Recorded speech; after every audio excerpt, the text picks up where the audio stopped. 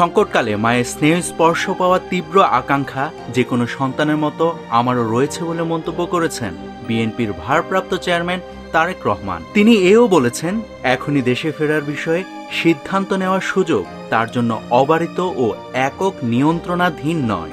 আজ শনিবার বাংলাদেশ সময় সকাল 9:15টার দিকে নিজের ভেরিফাইড ফেসবুক পেজে দেওয়া এক পোস্টে তারেক রহমান এসব বিষয়ে কথা বলেন।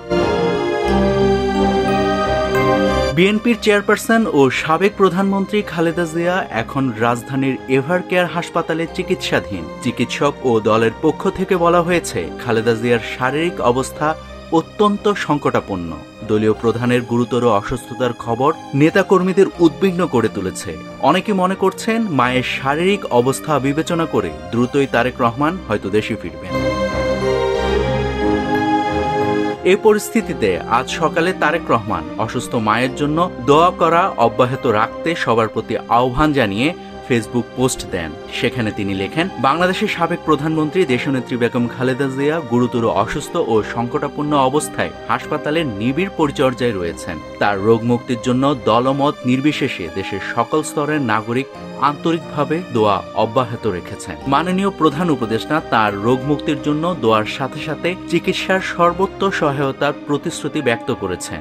বন্ধুপ্রতিম একাধিক রাষ্ট্রের পক্ষ থেকেও উন্নত চিকিৎসা সহ সম্ভাব্য সকল প্রকার সহযোগিতার আকাঙ্ক্ষা ব্যক্ত করা হয়েছে।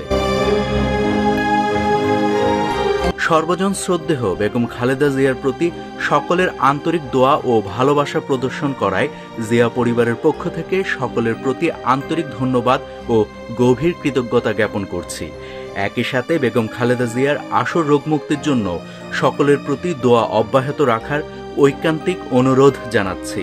এমন সংকটকালে মায়ের স্নেহ স্পর্শ পাবার তীব্র আকাঙ্ক্ষা যে কোনো সন্তানের মতো আমারও রয়েছে, কিন্তু অন্য আর সকলের মতো এটা বাস্তবায়নের ক্ষেত্রে আমার একক সিদ্ধান্ত গ্রহণের সুযোগ অবারিত ও একক নিয়ন্ত্রণাধীন নয়।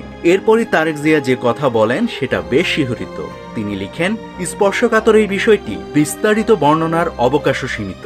রাজনৈতিক বাস্তবতার এই পরিস্থিতি প্রত্যাশিত পর্যায়ে উপনীত হওয়া মাত্রই স্বদেশ প্রত্যাবর্তনে আমার সুদীর্ঘ উদ্বিগ্ন প্রতীক্ষার অবসান ঘটবে বলে আমাদের পরিবার আশাবাদী। নাভিদ হাসান, সোনালী নিউজ।